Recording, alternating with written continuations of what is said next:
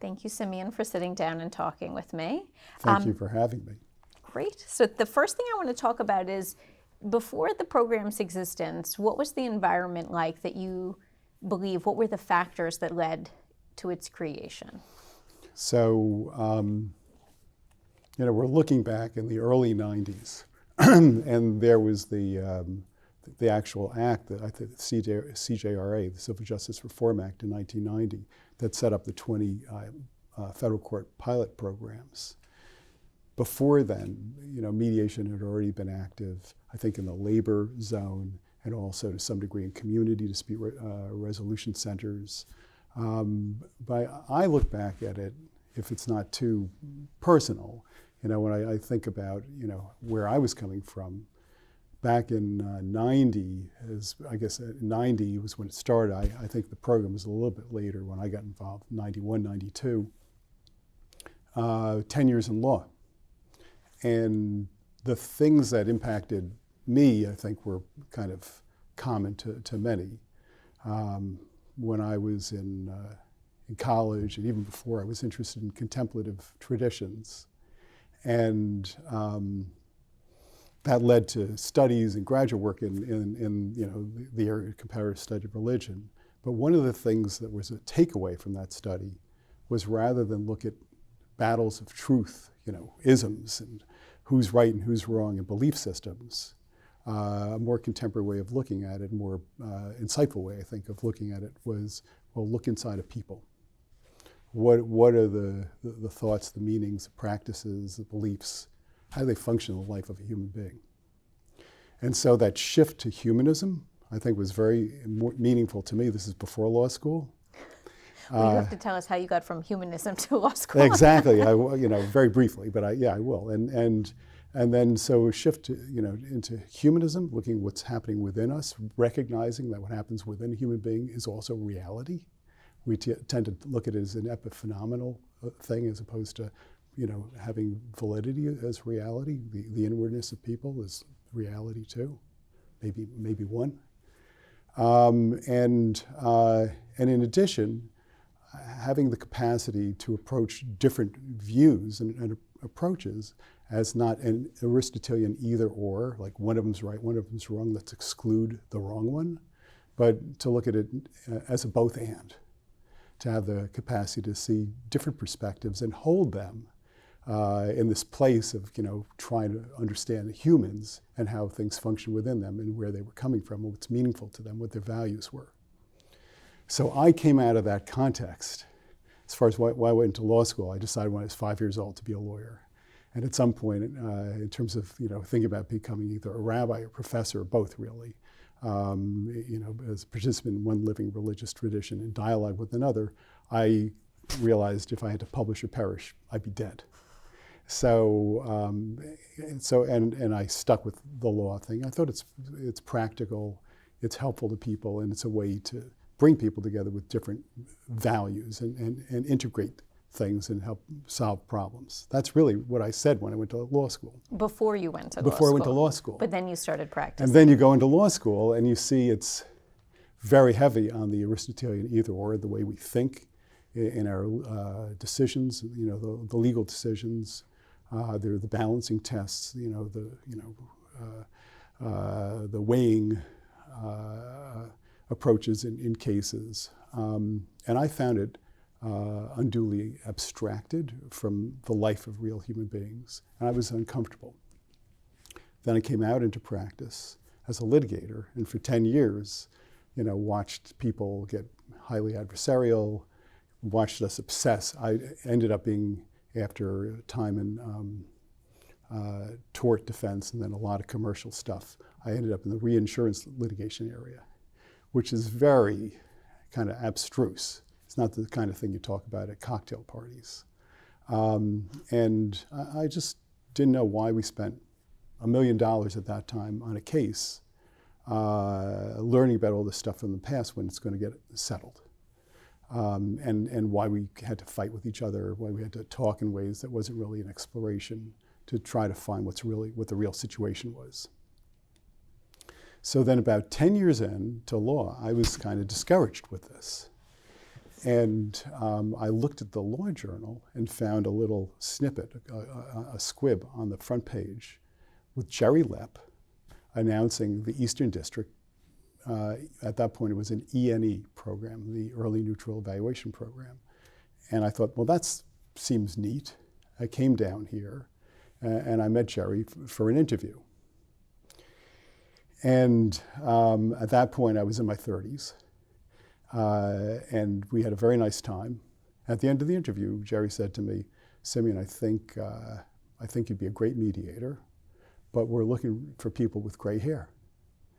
And I said to him, Jerry, if I've already persuaded you when we just met that I could be a mediator, let me have a chance with these other people too. And so he, for me, was the beginning of what ended up for me to be a full-time career, as a mediator. And so I'm tremendously grateful to Jerry and to this program for having commenced a way that is beautiful. When I took the training, the things that I'd been thinking about for 13 years from law school and practice were what Margaret Shaw, and I think we had Margaret Shaw, Kathy Cronin Harris. There was also, between the Eastern District program and the Southern District program, there was Linda Singer and Michael Lewis. Those were the trainers who were trained in the federal courts at that time in the early 90s. And the things they said, they talked about both and. They talked about fostering dialogue as opposed to debate. They talked about taking problem-solving approaches. They talked about looking inside of people and finding what are people's interests, what do they care about. They supported awareness and deep listening. So these were the things that I'd felt were missing the whole time in my legal practice. And as a human being, I saw a way that you could be a person you'd want to be. I mean, there are a lot of great lawyers and brilliant lawyers, and we do a lot of great things in law. We keep society from falling apart and organize society, provide order and structure that's needed, predictability that's needed. But there is a lot of assumptions on where is the truth to be found and how is a decision to be made, and it tends to be externalized. It's going to be the judge or the judge and jury that makes this decision, or somewhere out there through the books. And really, in the mediation training, it was the people themselves. And it wasn't a system that was driving the resolutions. It was individualized resolutions based on actual life with all of its texture and color and beauty and flaws and finitude and, the actuality of limitations. You have a contract and the paper says you should do X, but, commercial events cause things to go otherwise. So how do we bring about resolutions? And that, all of that, which was in the training, was beautiful. So when I saw it, I just thought, this is what I have to do. And what were those early days like in the program? So the program began as ENE, Early Neutral Evaluation. And it was really taking the Magistrate Wayne Brazil from the West Coast, I think San Francisco area, had a system that was really a hybrid of mediation and neutral evaluation. The neutral was to have the parties get together, but really counsel were very active in this aspect of it. And they would make their pitch. Each one would present the case. The neutral would then write down a prediction of the likely court outcome. But under the Wayne Brazil model, instead of sharing that with the parties, the neutral would say, well, I've written my prediction down. Let me turn it over. I'm not going to tell anybody what it is. And I'm just wondering, would you want to try to see if we can resolve this together? And that opened up to basically mediation. At some point, if the matter was not getting to resolution, the neutral could say, well, we've been making progress, but we seem to be a little snagged here. Would you be interested in hearing that prediction that I wrote down?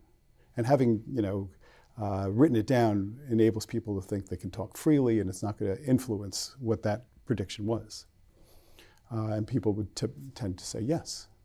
And then after reading the prediction, and this is kind of like the European conciliation model of bringing, the outside legal norms into the negotiation. After reading that prediction, the parties could then the neutral would say, well, you've heard the outcome that I'm predicting. Would you like to keep trying to negotiate in light of this? And they would then move into another phase and bring it to closure. That was the model. I remember doing that a couple of times, at least. But what happened over time was that people loved the mediation part of it. And the neutral evaluation piece dropped away. And I'm not sure on the timing of when it changed, but it became really a mediation program after, I think we might have looked at this at one point. Maybe it was 2-3 years in or something like that. It was a couple of years in, they decided to drop the early and just stick with the mediation. Yeah. So that was interesting. And personally, I think mediation is the best process. So because it is free and open and fluid and much more humanistic in its approach. So that was that piece of the program. As far as one of the issues, I don't know if you want to get into this now or. Sure. One of the issues over time was how do people come to mediation and how do people choose the neutral? And I don't know if you in your investigations have seen initially how the mediator was chosen. At some point in time, there's ways you could do it. The Jerry Lepp, the administrator, who was amazing, could just pick the mediator and say, here's your mediator. Or, the parties can choose. And so at some point, Jerry created a list. And I think this was a wonderful development in the Eastern District, which one of the core concepts of mediation is party empowerment and self-determination. So letting the parties see who the mediators are and then choose themselves is itself, party self-determination. So I think at some point Jerry set up that system. If there was difficulty between the council on selecting a mediator, then Jerry had a system where there'd be, I think, people would show backgrounds, and he might put out an inquiry, who's interested in this kind of case? And if he got a number of responses, he would then pick 5, I think, and then present that to the parties, and they could then choose among the 5. And if they couldn't, you could get ranking systems and come up with the top ranked one. I still do that to You this still day. do? That process, yes. Yeah. So that's, and that was kind of, I don't know, a few years in. I know I was looking at my notes. This is a little going all over the place here, but Jerry, maybe if I could talk a little bit about just Jerry Lepp himself. That would be wonderful. Was an amazing human being. So I don't know if he went to Harvard Law School. I think he did. I know he went to Harvard at some point in his life. He was very bright, highly educated guy who had worked at Continental Grain maybe for 20 years doing arbitrations, and then retired. I think he was around 60 years old when he retired, and then began in the early 90s working here as the ADR administrator. So he ended up staying here, I think, for at least another 20 years, maybe longer. I remember in 2015 we had a event that honored Jerry at JAMS, and it was with the bar associations too. But he was amazing, very gentle guy. He would really help let all the mediators feel close and friendly and supported. So we would, at times I'd come down and have lunch with him. There was a Vietnamese restaurant nearby, Vietnamese or Thai, maybe both, we'd go out to lunch at. He used to like to travel. He took pictures. He was a very good photographer from Vietnam in particular. So he had this creative dimension. And when the program was first getting started, and this was true not only in the Eastern District, but in the courts, both federal courts and state court systems, it was new. And there was a question of receptivity. There was a lot of effort that was being made to try to encourage judges to support mediation, because the judges could see it as a threat or as pointless or the wrong kind of mode for resolving matters. You got to make decisions. You can't let people muddle through, or whatever it was, or it's not going to be effective. So because this was so early, initially, I believe, without hopefully saying anything inappropriate, and if it's inappropriate, you guys can cut this out. But I think he had some challenges with one of the clerks here. Maybe in terms of getting support, or maybe there was this notion that, well, this is just one of the things you should do, the ADR program, but it's not enough to just do that. Although, as you can see from your own experience here, it's more than enough. And so Jerry didn't have staff support. And so he was creative, and he got interns in. And it was very good, a good experience for the interns, and it enabled Jerry to get work done and more matters going into mediation and more tracking of what was going on with the mediations. So he was creative in that way. He was funny. He used to use this expression, "Oh, honey," it's kind of a funny expression. Just a super nice guy. So one of the things Jerry did was early on, he to support the mediators and also to bring further support between the mediation program and the judicial and the judges. He would have these luncheons or events. They would be typically, at one point, they were held in a diner right across from the plaza. Mm-hmm. And other times, he had these events up in the central jury room, the jury assembly room. And they would typically be, somebody would moderate. I know initially Hal Abramson moderated at least a number of these programs. I think I moderated some programs. And I know we had speakers coming in. We had Margaret Shaw spoke, and Peter Wooden was part of it. We had a number of different people came in on different themes. Ken Andrzejczyk from, at that point, the NASD, which later was FINRA, the securities industry group. He spoke on disclosure. He had what a neutral should disclose kind of program. So there were all these focus programs. Hal Abramson's program, I know one of them was on problem solving. Another one was on impasse breaking. I know I did a couple on impasse breaking, including the technique of no techniques, which is this notion that there's no particular technique. It's the mediator's way or orientation and attitude that often is with sincerity and relatedness and connection and deep listening. That's really what helps people get past impasse.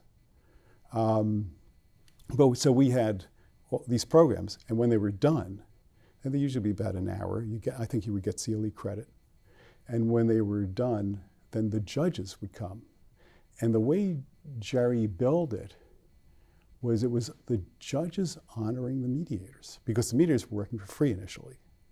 And people wanted to support the mediators in the panel, and they were serving the court and serving the community, the public. But for the mediator's standpoint, it was great. You're getting to meet these judges, and Jerry would have food. So it was like great all around. And so he had this way of supporting people and building community and building receptivity. And I remember we loved that. The judges had fun, the mediators did. When the program's up here in the evening, I remember he had these thick, deli sandwiches, and Junior's cheesecake was a regular feature of his programs. So that was terrific. I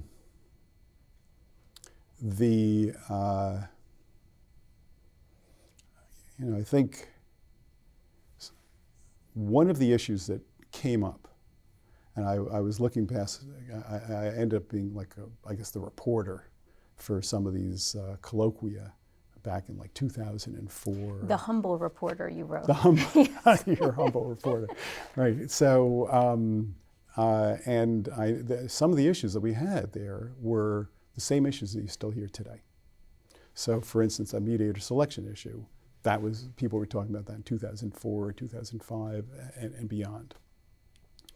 The question of compensation of neutrals was already percolating, certainly by 2004. Now, this program started 91, 92, somewhere around there.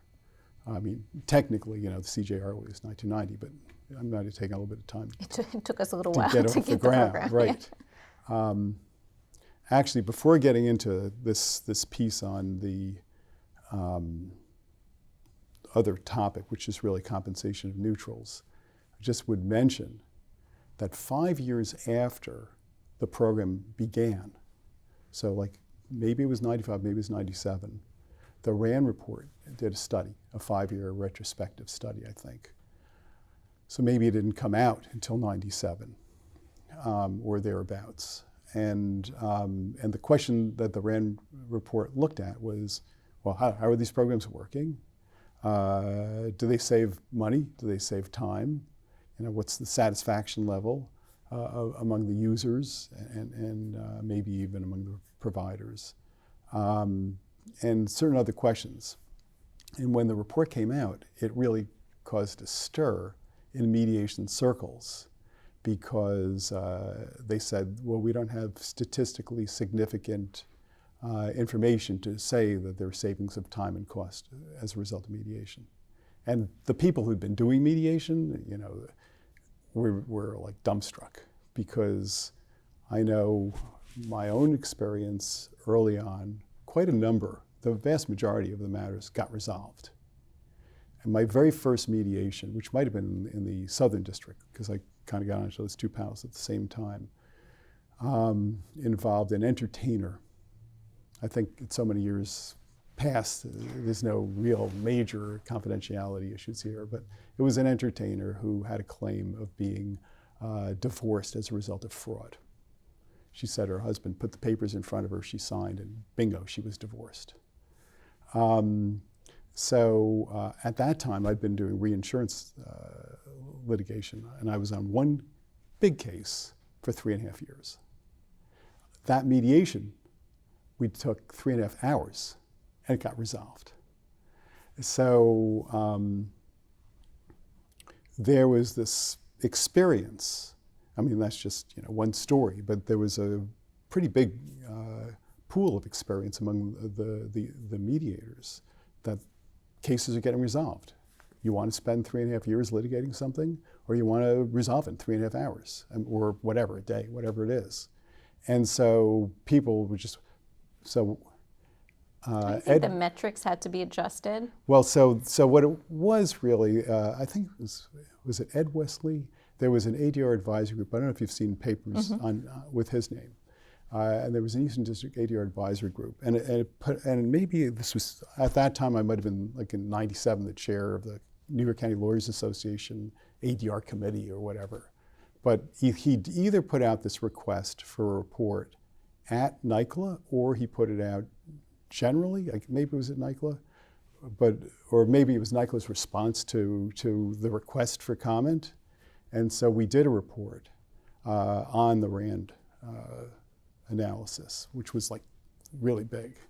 And the bottom line on it was, it's nothing to say, we don't have statistically significant information. That's a statistician's statement. It just means we don't have enough data. It doesn't mean it's not happening. It just, so this big stir was really about a data problem. I don't know if you've ever come across Donna Steenstra. So Donna did a lot of work associated with that also. So much of our work these days, I feel like, is providing this data and this analysis to prove the effectiveness. But as you said, your own personal experience showed you, and those who were mediating within the program, but then it becomes a question of how do we share this so that people understand that this is I mean, what I always say about our program, it was born to solve a problem, but then it became really like a companion, right? And it's become its own entity now, so that it's not that we're here to do a job, it's that we have a job within the court, right? And there's an opportunity within it. But it grew to be that. And I think that, from you being there early on and from Jerry modeling this really collaborative process, I mean, this was built from nothing. This was made from whole cloth. And to see where we are now and the numbers that we produce now and where we came from, to me at least, is incredible. Yeah, it really is. I know at one point the statistics in Jerry's program were something like 58% are resolved or something like that. While George O'Malley in the Southern District, his statistics were 85%. We were like, what's going on here? But Jerry's time frame was a much tighter time frame, and George tracked it much longer, is really what happened. But one way or another, getting 60% of your cases resolved through a process is pretty good. The point you just made, though, it was to solve a problem, whether that problem was like court overload or court delays or delays in justice and all that stuff. I wrote a piece that I will plug, even though it was many years ago, called, I have to remember the name, it was a very long and quirky name, selling our wares, hawking our wares in the global marketplace of values. Sell quality, not time and cost. And I think that what's happened is people realize that mediation's a quality process, that the fundamental value in mediation is not just you save money and you get it done and we got these delays, we got to get rid of something. It's that people get a chance to get together and talk openly and find ways of developing understanding that wouldn't be possible if you're in the witness chair under cross-examination, right? Or finding ways to restructure a business, or finding ways to resolve something where you're taking into consideration the risks. Maybe it's a 40-60 or whatever, and you can do adjustments based on risk analysis, so that everybody gets something. So there's a lot of quality in that, and giving parties empowerment.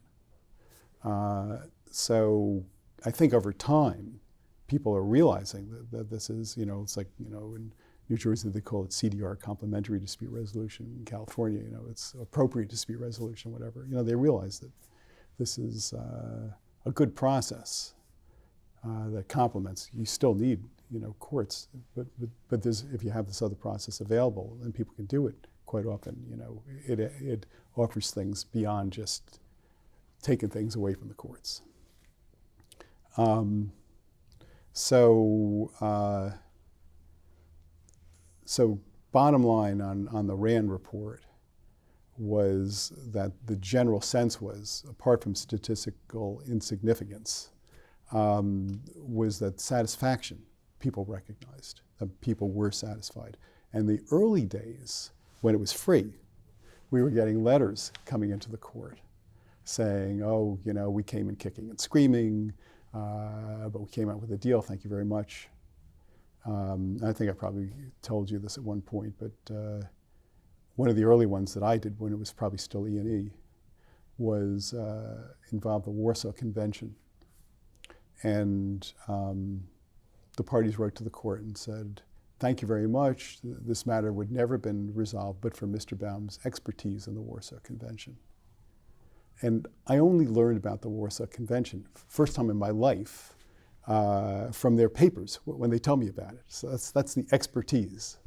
So, there's this issue in the field on, do you need substantive expertise, or, is mediation a process skill? And I think, to me, that's always been like the most obvious proof that it's a process skill. I think so. It's so funny you say this, because we were just talking about this in terms of personal injury, and I think I think it is process driven, but I think you also do no harm, right? So that you know enough so that you can help the parties, they can inform you. But I think also just in terms of party buy-in is what you're saying. You know, from the parties who said, well, we came kicking and screaming. Now if you look at how many parties actually request mediation, request to come into the program, but I think there's still this, there's still the issue where the parties come in and they believe, right? They say, well, they have to know everything about this in order to be able to help me. Yeah. Because they don't understand sometimes where the problem really lies. Right. And that, I think, you know, goes to your point about, well, then it becomes a process issue, and that a mediator is better equipped probably than anyone. Yeah. Because they're so in love with their case that even if the judge tells them they're wrong, they'll still think they're right. And also, I mean, you got diversity of views among judges. You've got diversity of outcomes among juries. And to some degree, an ignorant mediator is a better example of what's going to happen with a jury, you know, and can be fresh. You know, when you take a fresh look at it, you're more humble, right? You recognize you don't know, and recognize there's this potential and different possibilities. I do think, actually, you mentioned personal injury. I actually wrote a piece, I should give to you actually, on personal injury mediation. I think it's a special case. And I think that's structural. The most, you know, mediation is very much about empowering parties. So you got business people together, they can come in and they can make a deal, and the lawyers can't do it as well as the business people can. If you've got an employment discrimination case, you have an opportunity for the person who's been really hurt or feels hurt from the context to participate and be involved in the process. You know, and when we used to teach mediation, you know, train or talk about mediation, it's always like, well, let's change the shape of the table, put the parties in the front and the lawyers in the back. You know, it's about party empowerment. Personal injury is different. It's not the parties. It's not the parties. And so what happens is somebody gets injured. Most of the time, that person is not somebody who's going to know the law the way the lawyers know it. And we in America, we're not like Denmark or, you know, some of these other countries where if you get injured, you get compensated. So we've got kind of a jerry-rigged system through tort litigation. And so the lawyers are essentially the ones who are part of this system to bring compensation to people who've suffered injuries. And so the lawyers become the active players. And what they really want is they want case evaluation. That's really what they want. They want to be able to say, how much is this? You know, 130, you know, 1.3, you know, whatever it is. And they might disagree on it. And so in that set of circumstances, mediators, there's more pressure on the mediator actually to give some evaluative feedback. But even people without personal injury experience can mediate those things. What you do is you ask them for the jury verdict reporters in that particular venue for that particular set of injuries and see what the ranges are, and then foster their own discussion about that, and it can get resolved, and it doesn't require the mediator to be the one, you know, the Delphic oracle on that. But I think it is a special case, actually. I think the focus is so interesting for the state and on our level has been on personal injury. But if I can take you back to a separate focus. Yeah, sorry about that. No, that's me. I brought you there. Yeah, no, it's interesting. But another time something like this has come up where, you know, the court has to respond to an issue that has overwhelmed the docket. So I'm thinking specifically of Superstorm Sandy and then the flood of cases that came in no pun intended, that came into the Eastern District. And so once faced with that, and the court decides this is how we're going to handle it, mediation became a large part of the court's response to the filing of cases. So I wanted to talk with you about how you first got involved with the Sandy panel, and what that experience was like, and going in, what the goals were for the mediation training and program. Great, thank you very much. I want to just consult my notes on this for just one sec. This one. Because what there is in that was there was a case management order, I think it was number 10. And 3 magistrate judges had put it together. Judges Cheryl Pollack, Gary Brown, and Raymond Reyes had put this case management order together. And it set up a structure. We had, at that point, 1,100 cases, I think, were still hanging out after Superstorm Sandy. And there was this pressure to bring people resolution. People's homes had been, damaged, and they were clamoring for resolution claims and payment to go and bring about repairs. And there were all these coverage issues. Some of the core issues were, with FEMA, whether the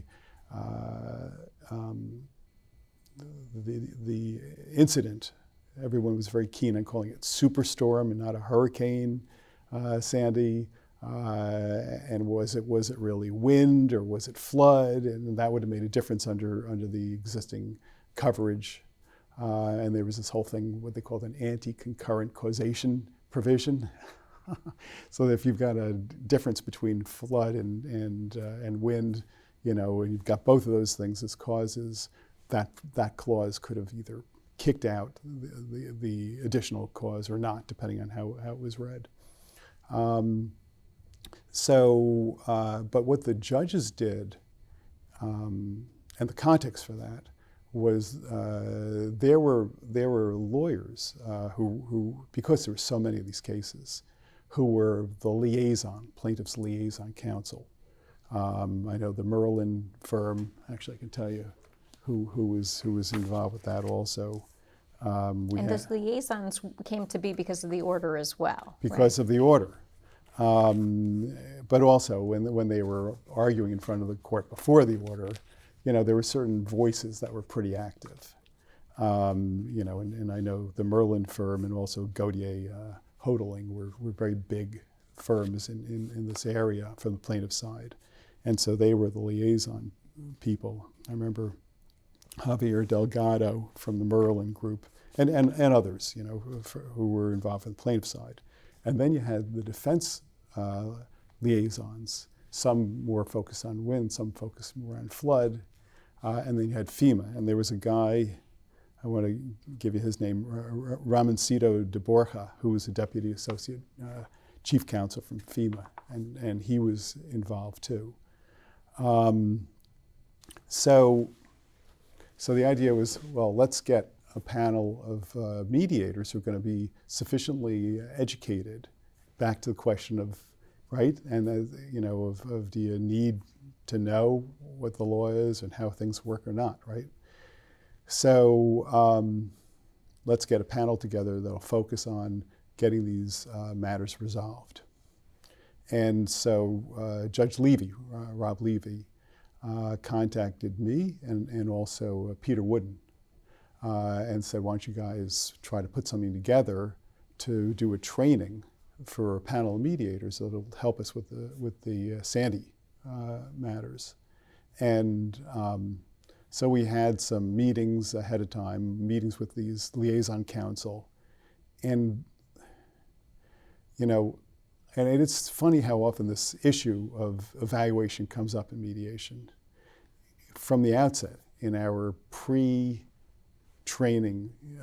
planning meetings, it became apparent that the counsel saw this as an opportunity not just to educate the mediators, but to argue their case. At the training. Yeah, at the training. And this was their opportunity, right? They're going to get all these mediators and they're going to tell them, oh, it was a hurricane. No, it was a storm. Or, it was a flood. No, it was wind. And one of the things we wanted to do was we were going to have a meteorologist come in and just explain how this worked. And we did have meteorologists come into the training, and they showed the images of the houses and the water shaking the house, and obviously the defense would view it differently. And in one of our early planning meetings, it became apparent we needed 3 meteorologists. So we had a plaintiff's meteorologist, we had a defense meteorologist, and we had a FEMA meteorologist to be like the neutral meteorologist. You had to mediate the training. We had to mediate the training. It was really interesting. So, basically, because the representative groups saw this as the chance not only to educate, but to pitch the mediators.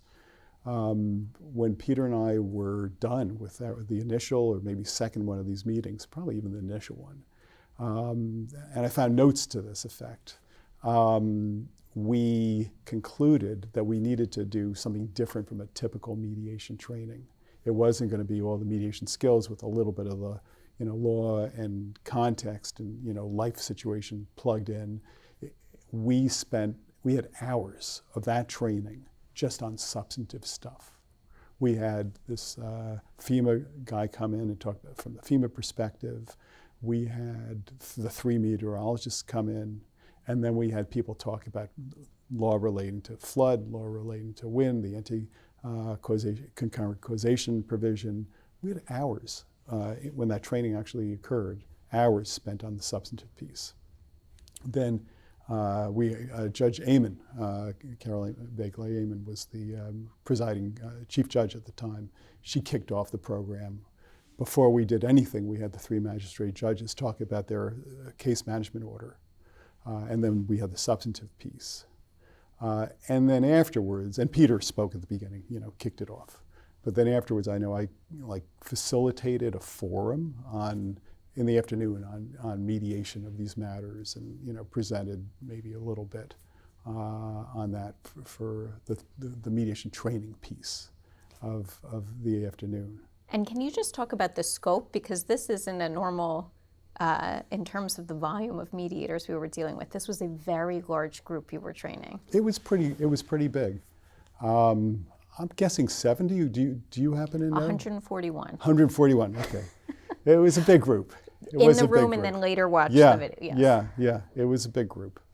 But that 141 set of mediators ended up, I believe, resolving helping with the resolution of most of those 1,100 matters within the space of just about a year.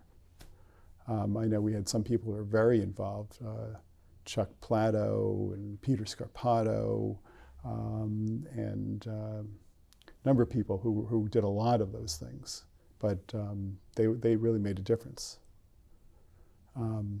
So it was a great example of how you can do a targeted effort to try to bring about resolution of a large set of claims. So I don't know if there's more I could tell you about this program, but that was really pretty exciting. And what was that? 2014, I think it was. Between 2014 and 2016 is when they were tracking the results of that. It is incredible. Yeah. So. And we try to revive that model when we can. So after the pandemic, Robin started the Rapid Trial Ready program because there were so many cases.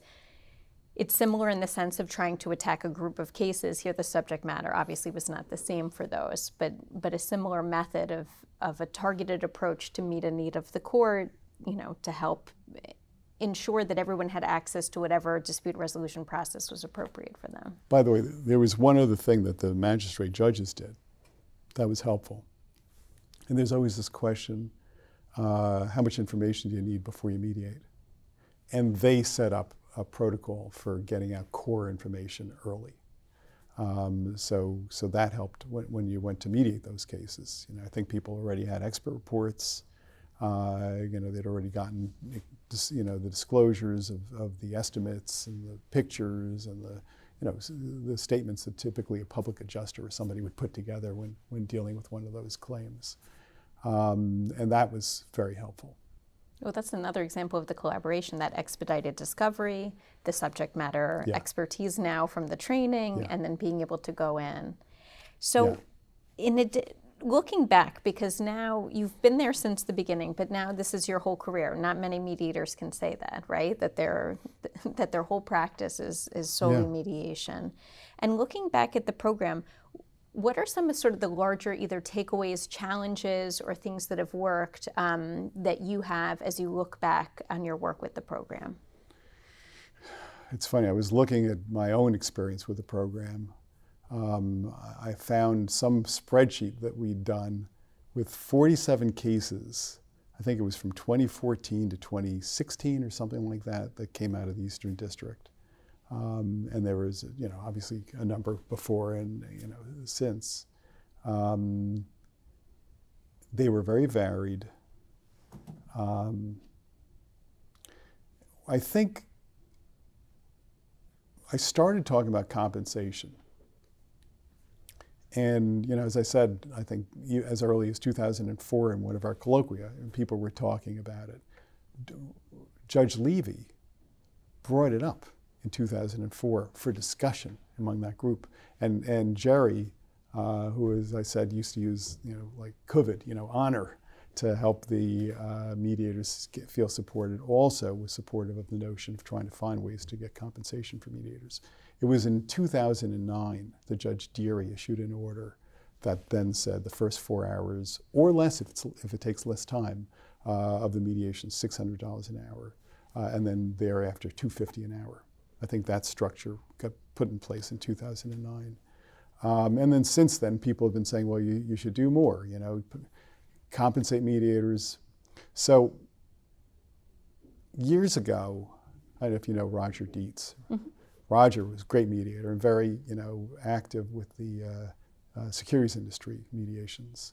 And he was the chair of the city bar when I was the chair of the county lawyers' ADR committees. And we'd go to lunch together. And Roger would always tell me, you got to charge more. And he would always make a point, we've got to charge for mediators.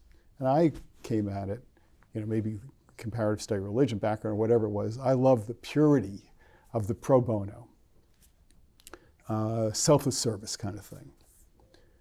And people love you and respect you. So it's like, who doesn't like to be loved? But if we're serious about finding a way for people to be mediators, if we're serious about developing a profession of mediators, then there's got to be a way for mediators to make a living.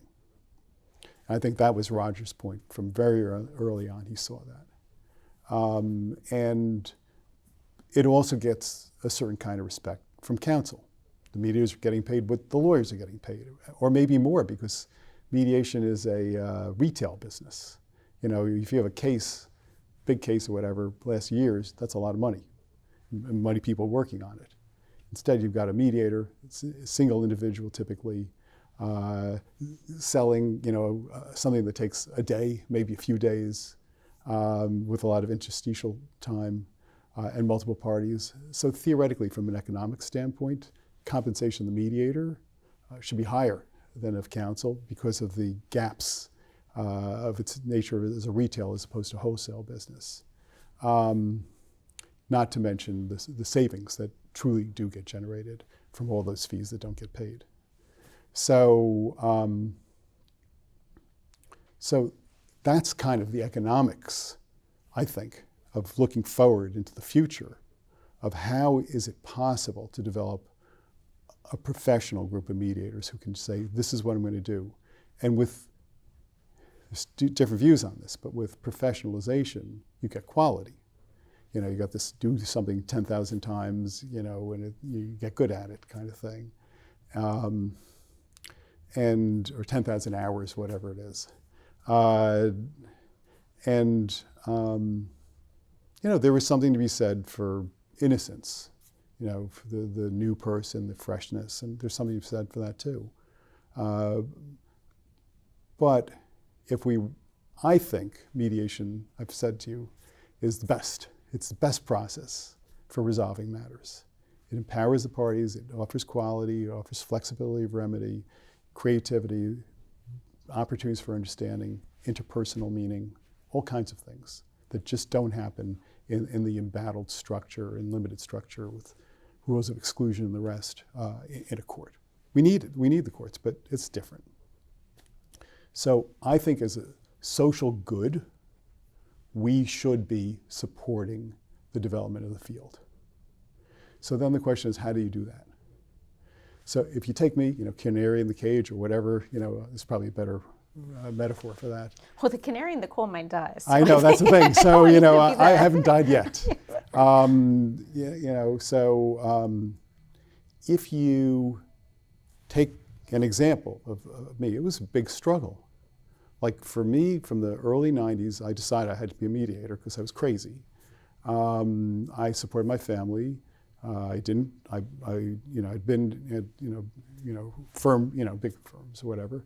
And I couldn't do that because of conflict.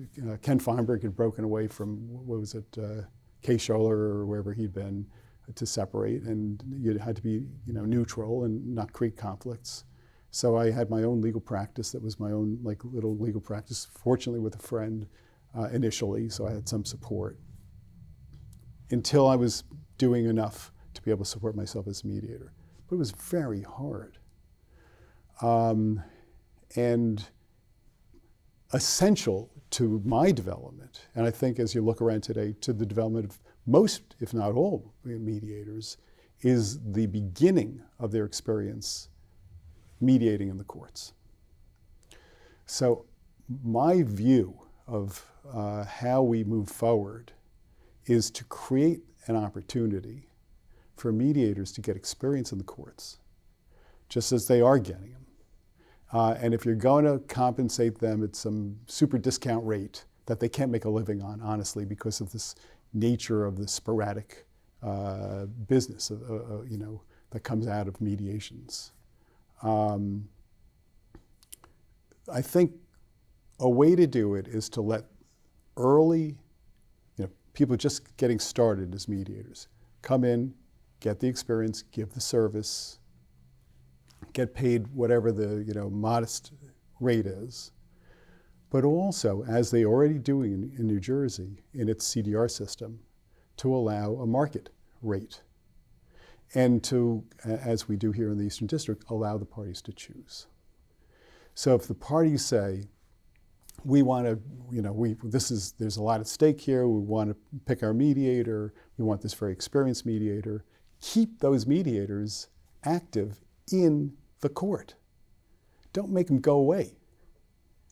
If you have them go away, then the quality issues for those kinds of cases, get presented, and then maybe people go, as they do, come to me privately. They'll come privately to the mediators, but that gap makes it harder, especially for the mediators that are growing from just beginning to getting to the later stages of practice.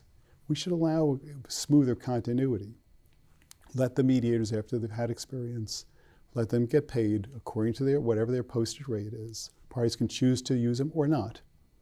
If parties don't want to pay those kinds of rates, there will be the beginning panelists at the discounted rates. So I think it makes sense to have a system where you, excuse me, and even in New Jersey actually, if you look at the rates that are, because they post their rates in the New Jersey Online, there's a wide range of rates. And that's just self-determined.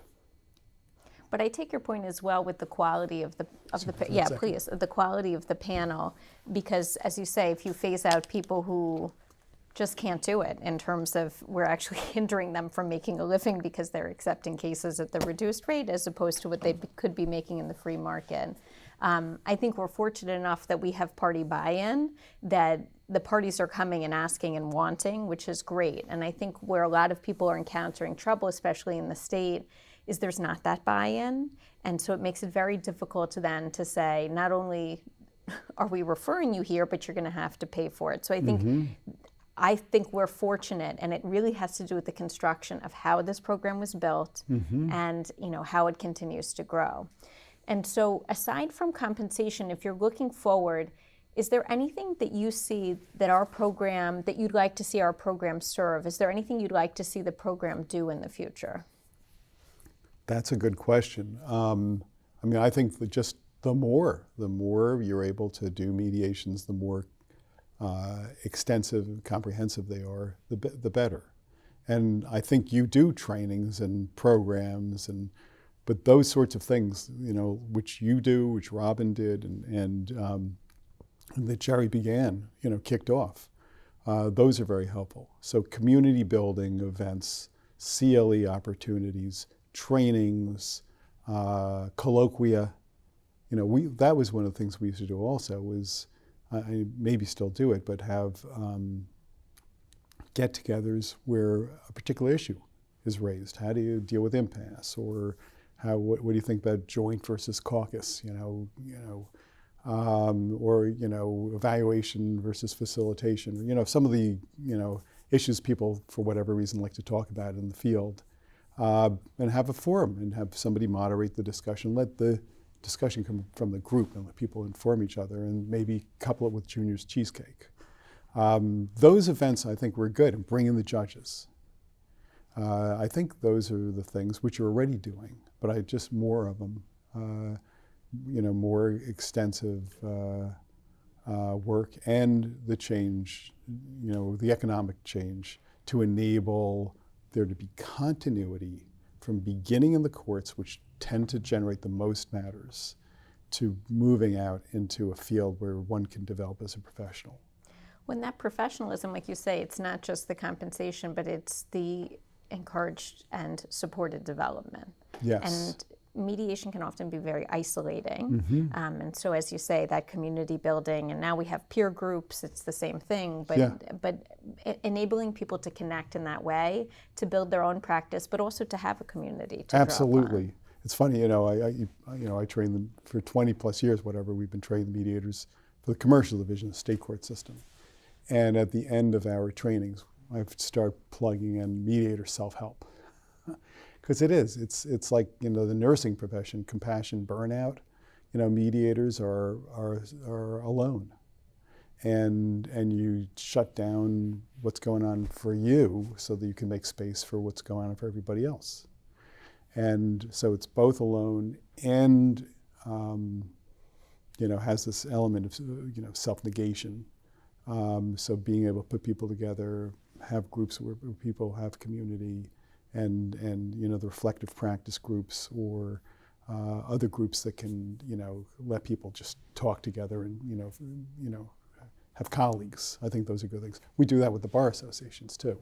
And I think it's good to continue, because I know you already do, but to continue to have good relationships with the major bar associations, like the State Bar Dispute Resolution Section, the local bar association, the Federal Bar Association, and Federal Bar Council, all those groups, they probably have, I don't know about the Federal Bar Council, but have groups that have ADR pieces. So that kind of thing is good too. And as we wrap up, is there anything that I should have asked, or anything that you want to talk about? Give me 1 second. Yes. I'll take a look. I'm glad we brought the water this time. Me too. This is something that really, when I think about it,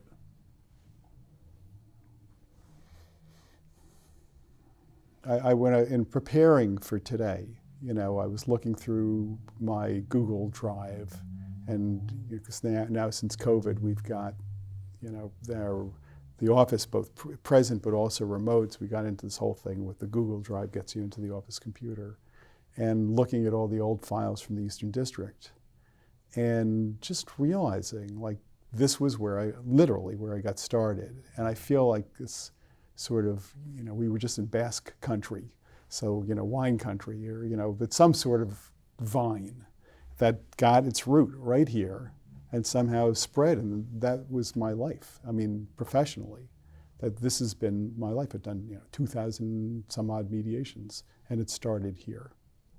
So I'm grateful for that. Well, we're grateful for everything you've done, but I think it's also so beautiful that all of the things that you had studied and looked for, your core values, to find a profession that is true to those, and that doesn't happen very often. Yeah. And so I think I feel fortunate too, because we all benefit, right, from this program, and from professionals like you who went on to then train how many mediators, right, that are out there now. Yeah, it's been, I feel extremely fortunate, I thank the Eastern District and, candidly Jerry in particular, for having made this one little choice that's produced, this particular professional life, and not just for me, but then the whole thing that's happened for all these people. One thing I would mention, when I was looking through my notes from those colloquia, just some of the people. Like, there are people here who are no longer here, who were amazing. Like Norman Itzkoff, I saw his name. People don't remember Norman. Norman was like a Siemens lawyer, in-house at Siemens. And he was like this really big guy, and he was into truth. So I remember, early on, as everybody's trying to figure out what's mediation, how should it be, one of the central assumptions we make is confidentiality.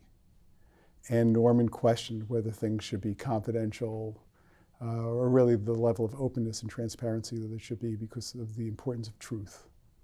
He was just a very thoughtful, reflective, kind of surprising guy. Steve Hockman was in the early. Are you going to be speaking with Steve at all? I hadn't scheduled it, but I can reach out. We are talking to Peter Wooden in a few weeks. Yeah, he's good to talk with. I would definitely talk with him. I mean, I don't know if he's still around. David Brannon was here. He was very active. Recently, I came across Arnie Hertz. I haven't seen him for years. Here he is in my notes, like in 2004. So when I look back at these people and just like who was involved and how long people have been involved, it's pretty amazing. How the roots of a community that became active in the ADR world. You can see them early on, and they brought in Judge Stong, who's at the Eastern District Bankruptcy Court. She had been on the ADR Advisory Committee for the Commercial Division in Supreme New York, which was the first business court carve-out with the New York State court system in New York County. And she'd been part of that advisory group when she was a partner at Wilkie, before she became a judge. And it's interesting to see her here, too. It's like, so I don't know, in terms of oral history or written oral history, it's just kind of neat when you see a field develop. So thank you very much, Danielle, for what you're doing in really continuing what Jerry used to do with his way of finding ways of honoring people, to show honor for the program and how it developed in creating this 30th year celebration. That's like super thoughtful and really kind. It is my pleasure, because we would not be here but for what you have done, what Jerry has done, what everybody has done, and then together. So thank you. Thanks a lot. All right. Okay.